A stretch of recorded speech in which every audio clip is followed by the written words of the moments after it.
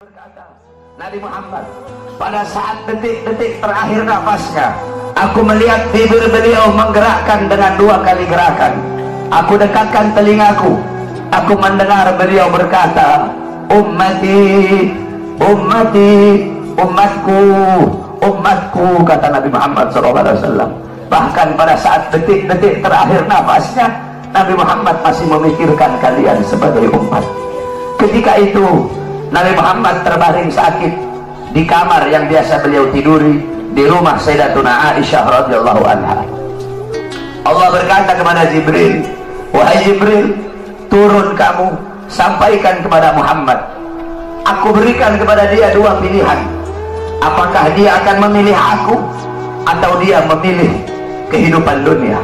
Kalau dia memilih kehidupan dunia, akan aku panjangkan umurnya. Tapi kalau dia memilih aku, sampaikan kepadanya, pada hari ini akan datang ajalnya. Turun Jibril membawa firman tersebut. Kemudian Jibril menyampaikan, ya Rasulullah, Allah memberikan kepada kamu 2 pilihan. Apakah engkau memilih Allah atau memilih dunia? Kalau engkau memilih Allah, pada hari ini akan datang kematianmu. Kalau kamu memilih dunia, Allah panjangkan umurmu. Apa kata Nabi Muhammad? Wahai Jibril, sudah tentu aku lebih memilih Allah. Bagiku kehidupan sebenarnya bukan dunia.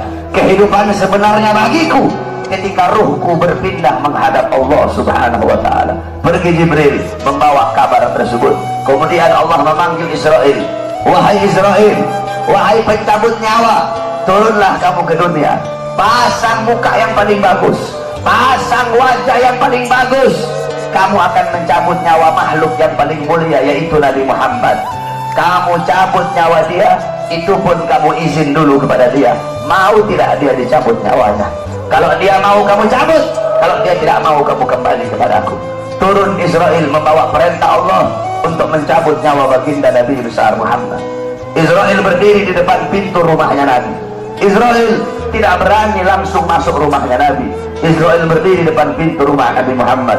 Israel mengucapkan salam, assalamualaikum ya Rasulullah, assalamualaikum ya Habibullah, assalamualaikum ya Safiyullah. Pintu rumah dibuka oleh Sayyidatuna Fatimah. Sayyidatuna Fatimah putrinya Nabi membuka pintu rumah tersebut.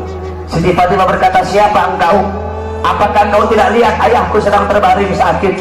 Israel menjawab, aku yang memisahkan anak dengan orang tua, aku yang memisahkan orang tua dengan anak, aku yang memisahkan suami dengan istri, aku yang memisahkan istri dengan suami, aku yang menjadikan anak-anak menjadi yatim, aku yang menjadikan istri-istri menjadi janda, aku yang meramaikan kuburan, aku pemisah antara kehidupan dan kematian.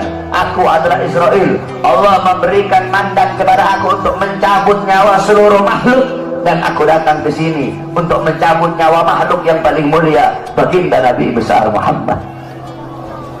Siti Fatimah lari menangis. Siti Fatimah kembali ke pangkuan ayahnya. Siti Fatimah berkata, wahai ayahku, engkau akan wafat. Wahai ayahku, kau akan meninggal dunia. Israel sudah ada di depan ingin mencabut nyawamu ya Rasulullah. Rasulullah berkata, jangan kau bersedih wahai Fatimah. Wahai Fatimah, ketahuilah, setelah kematianku, engkau adalah manusia yang pertama kali akan menyusulku. Setelah kematianku nanti kelak, engkau adalah manusia yang pertama kali masuk surga setelah aku. Siti Fatimah mengusap air matanya. Datang Israel berdiri di hadapan Nabi Muhammad.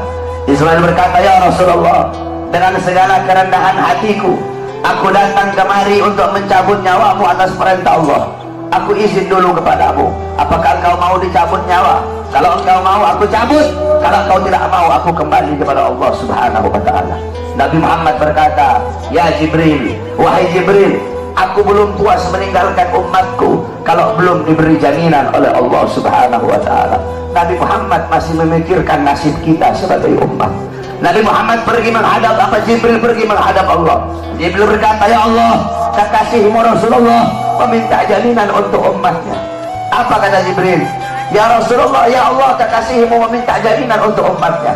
Allah berkata, Allah berfirman, fa'auhallahu ta'ala ala Jibril, basyirhu ya Jibril, innahu awwalu nasin kharijun minal ardi idha bu'isu wa sayyiduhum idha jami'u fabashirhu innal jannah muharramatun 'alal umam qabla an tadkhuluha ummatuh.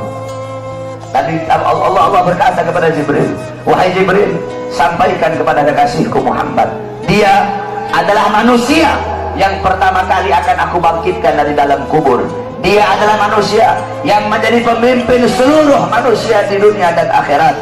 Dia menjadi pemimpin kelak ketika hari kebangkitan. Dan sampaikan kepadanya, jaminan dariku, surga aku haramkan untuk dimasuki oleh umat manapun sebelum surga dimasuki oleh umatnya. Turun Jibril bawa wahyu tersebut. Rasulullah berkata, al-an qarrat aini, sekarang aku senang, sekarang aku puas, cabutlah nyawaku wahai Israel. Dicabut nyawa Nabi Muhammad SAW. Ketika dicabut nyawa Nabi Muhammad mendesah. Nabi Muhammad berkata, dicabut lagi nyawa Nabi Muhammad.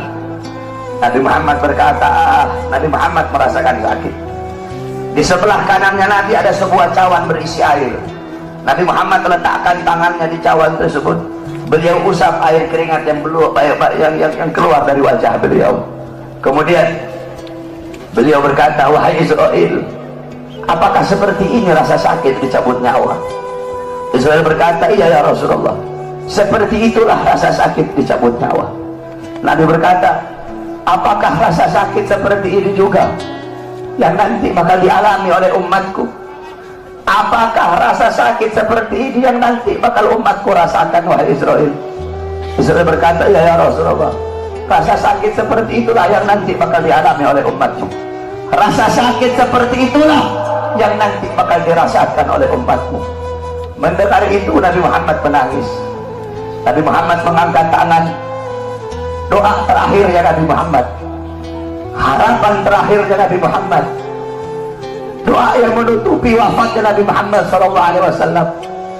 Beliau mengangkat tangan dan berdoa, Allahumma khaffif ala ummati fi sakaratil maut. Ya Allah, ringankanlah sakaratul maut umatku. Ya Allah, permudahkanlah sakaratul maut umatku. Aku nabi mereka, aku pemimpin mereka, aku penanggung jawab mereka. Ya Allah, biar aku menanggung seluruh rasa sakit sakaratul maut umatku. Biar aku menanggung beban penderitaan rasa sakit mereka. Ya Allah, umatku tidak akan kuat, mereka tidak akan sanggup. Ya Allah, biar aku Muhammad menanggung rasa sakit sakaratul maut umatku. Apa yang telah kau lakukan untuk Nabi Muhammad? Apa yang telah kau korbankan untuk Nabi Muhammad?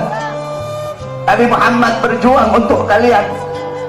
Nabi Muhammad menanggung rasa sakit sakaratul maut kalian. Karena begitu cinta beliau kepada kalian sebagai umat. Saya dan kalian, kita tidak bisa membalas jasa-jasa Nabi Muhammad SAW.